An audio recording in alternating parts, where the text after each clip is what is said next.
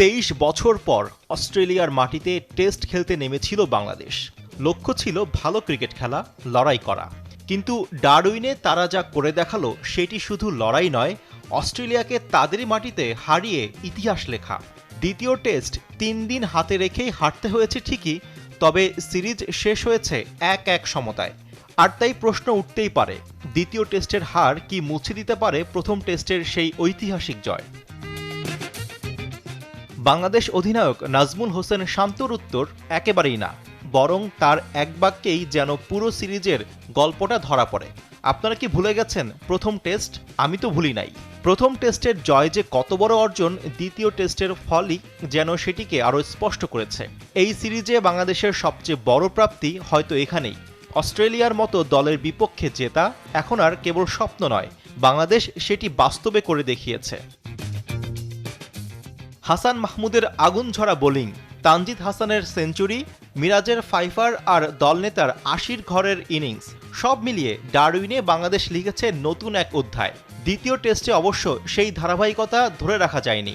ব্যাটিংয়ে 2 ইনিংসে পুরোপুরি ব্যর্থ, কিন্তু বোলিংয়ে তো অস্ট্রেলিয়াকে নিজেদের ঝাঁজ বুঝিয়েছেন শরীফুল 7 উইকেট নিয়ে। কিন্তু একটি ম্যাচের হার দিয়ে পুরো সফরের মূল্যায়ন করতে রাজি নন শান্ত, বরং তার চোখ এখন আরও দূরে। টেস্ট র্যাঙ্কিংয়ে 6-এ ওঠা নিয়ে খুশি হলেও সেটিকে তিনি শেষ গন্তব্য মনে করছেন না, কারণ টেস্ট দলকে নিয়ে তার রয়েছে অনেক বড় ড্রিম, যে স্বপ্ন এখনই প্রকাশ করতে চান না অধিনায়ক। তাহলে কি সেই স্বপ্ন? উত্তর হয়তো সময়ই দেবে। তবে একটি বিষয় এখন পরিষ্কার, অস্ট্রেলিয়ার মাটিতে এই সিরিজ বাংলাদেশের জন্য সমাপ্তি নয়, বরং বড় কিছুর শুরু।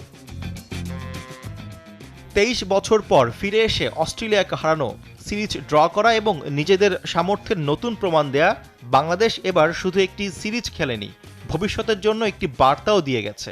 অস্ট্রেলিয়ার মাটিতে বাংলাদেশ পারে, এবার সেই বিশ্বাসটাই আরও শক্ত হলো। আর দ্বিতীয় টেস্ট হারের পর 3 দিন কি করবেন, এই প্রশ্নে শান্তর সহজ উত্তর, ঘুমাবো, শুয়ে থাকবো। এদিকে হতাশার চেয়ে অর্জনের পাল্লাটাকেই ভারী মনে করছেন বাংলাদেশের প্রধান নির্বাচক হাবিবুল বাশার সুমন।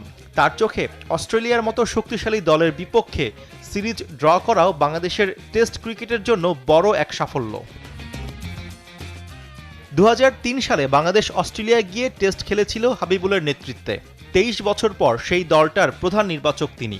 2003-এর বাংলাদেশ আর 2026-এর বাংলাদেশের মধ্যে ব্যবধানটা শুধু ক্রিকেটীয় নয়, সম্মানেরও। কারণ এবার তিনি শুধু একজন বাংলাদেশি প্রতিনিধি হিসেবে অস্ট্রেলিয়া যাননি, গেছেন এমন একটি দলের অংশ হয়ে যারা অস্ট্রেলিয়াকে হারিয়েছে, তাদের চ্যালেঞ্জ করেছে এবং শেষ পর্যন্ত সিরিজ সমতায় দেশে ফিরছে।